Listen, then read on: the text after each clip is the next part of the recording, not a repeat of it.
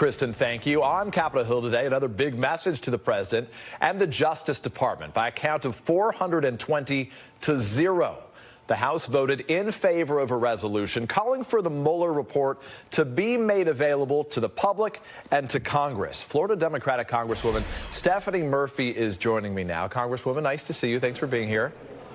Great to be with you. I'd love to get your reaction. Were you surprised? What message do you think your Republican colleagues are sending with this 420 to nothing vote? I was very heartened to see that the resolution passed without any opposition.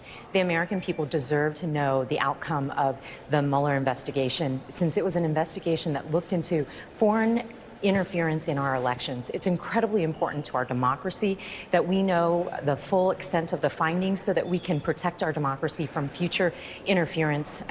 Our elections are so incredibly important that we can't have this go without answer, and transparency is of the utmost importance here. Congresswoman, to be clear, though, obviously this doesn't have teeth, as they say. This doesn't change any of the guidelines at the DOJ in terms of what they are, what William Barr, the new Attorney General, is responsible for doing. So I guess what does this actually accomplish?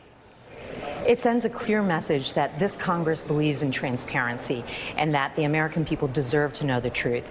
This has not been a witch hunt. It has been a search for truth. Let me switch then gears to another question as it relates to this. Matt Whitaker, he met with the former acting Attorney General. He met with the Judiciary Chairman, Democrat Jerry Nadler, and the ranking member Doug Collins there behind closed doors to talk more about his discussions with President Trump. And we saw two very different interpretations of that meeting from some of your colleagues. I want to play this for you. Take a listen. Unlike in the hearing room, Mr. Whitaker did not deny that the president called him to discuss the Michael Cohen case and personnel decisions in the Southern District. 2, while he was acting Attorney General, Mr. Whitaker was directly involved in conversations about whether to fire one or more U.S. attorneys. I think that one of the biggest takeaways I found of this whole thing was that Mr. Nadler agreed that the worst fears and expectations of Mr. Whitaker were not borne out. He said that he had not talked about with the president about Mr. Cohen at all, and then had no conversation with the Southern District of New York at all either. Congresswoman, the Justice Department is disagreeing with Chairman Nadler's characterization, but what are your concerns about these private conversations President Trump has had with top law enforcement officials?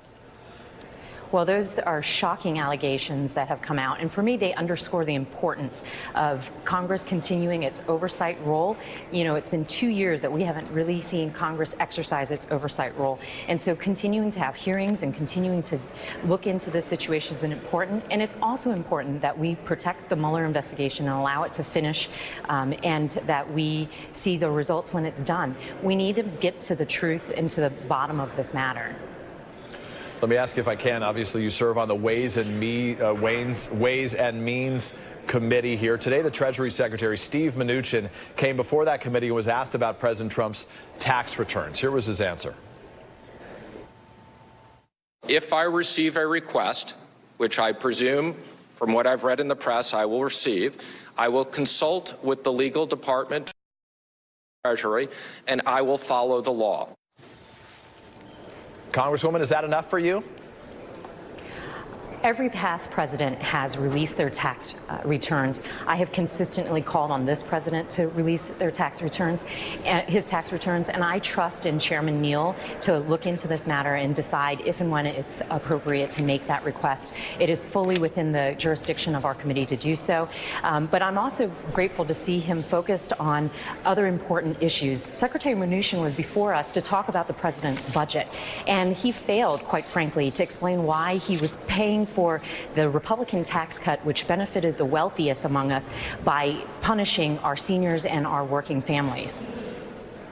Congresswoman Stephanie Murphy, we very much appreciate your time. Thank you.